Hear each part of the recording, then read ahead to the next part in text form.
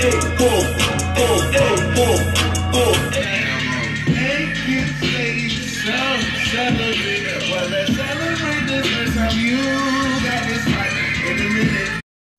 before I start recording, I need a blow dryer, bro. They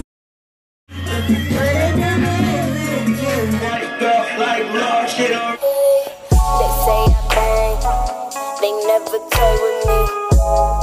Royal from the crown to my fucking feet. They say talk that talk.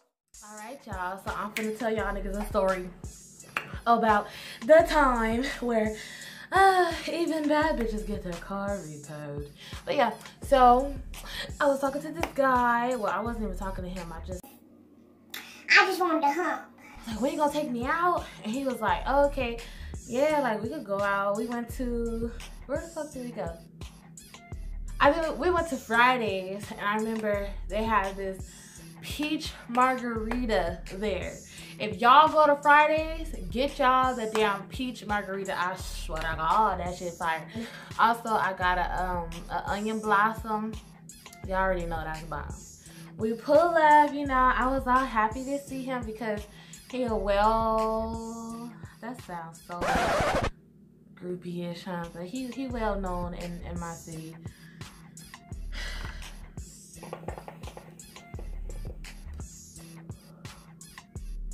And I was excited to be going out with him. So, you know, everybody got that one time, you know, you just be like, oh my God, I can't believe he's talking to me. I pulled up behind my little convertible buggy. You know, I thought it was fly, I thought I was a shit. They got the little flower right next to the steering wheel and whatnot.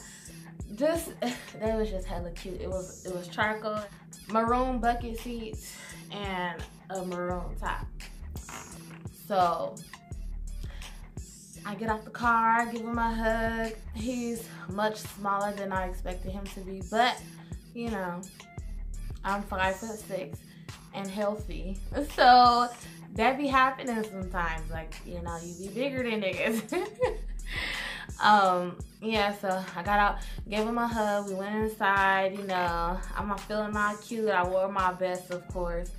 So we get seated, we just sitting there talking and stuff, and I'm like, he's actually pretty cool, and I like his music and whatnot. You know how you live in the city, and it's like all these damn rappers, and ain't none of them hitting on nothing.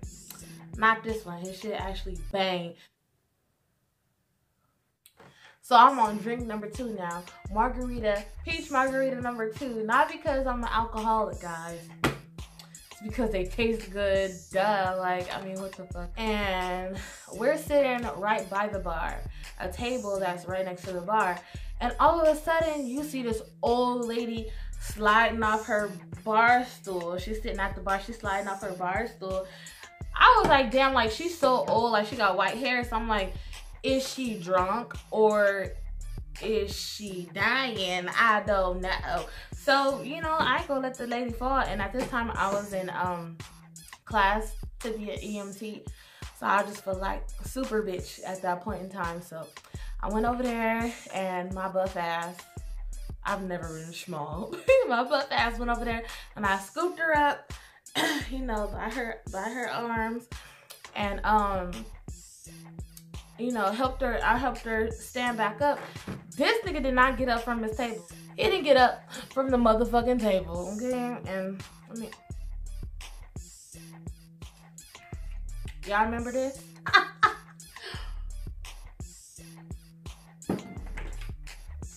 So yeah, he didn't get up from the table. And I was like, what the fuck? Like, you know, kind of weird. So the rest of the date, I was just like, you know, like, whatever. But he fine though, so let me buck up and get back to the mission. We just don't have. Okay, well, I'm for real. Okay, so after that, he was like, oh, I'm finna go to the studio. You wanna come with me? And I was like, yeah, you know, being a groupie and shit. Bitch, you would've did it too. So I follow him. It's like a 20-minute drive there, so I follow him, and he driving off fast, and I'm keeping up like, yeah, I got it. Mind you, I had already been listening to his music. So we get there, he introduced me to his friend who has a studio. It's like this big ass house, and it was around Christmas time.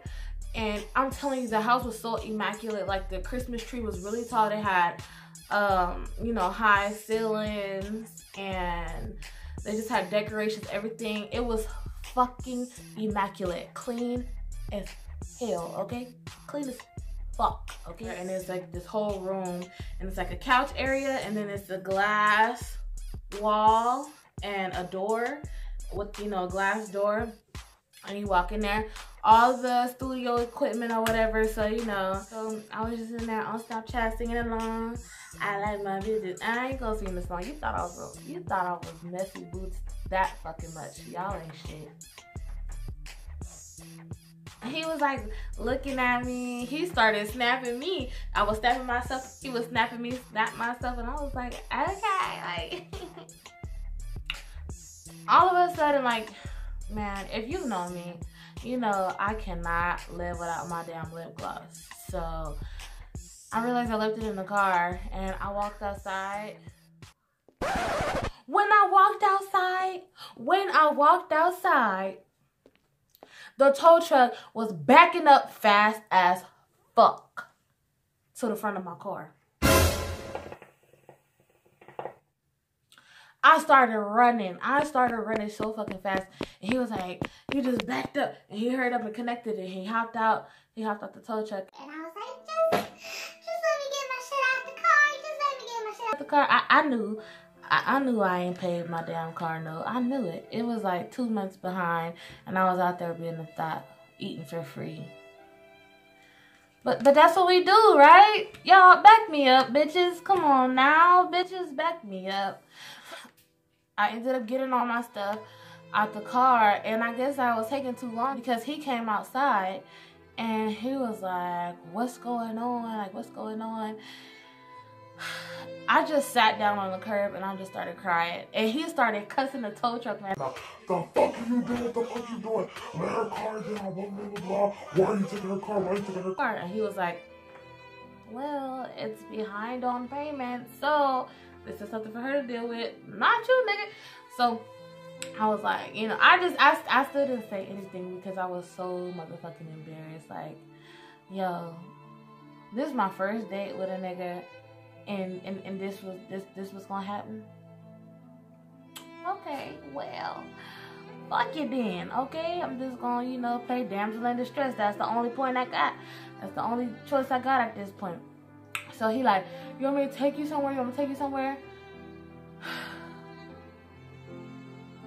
I didn't pay the car note because I had just left my mother's house, and it had gotten to a point where I got fired from my job because I was going to school, and school let out 30 minutes after my shift was supposed to start, and no one was willing to compromise.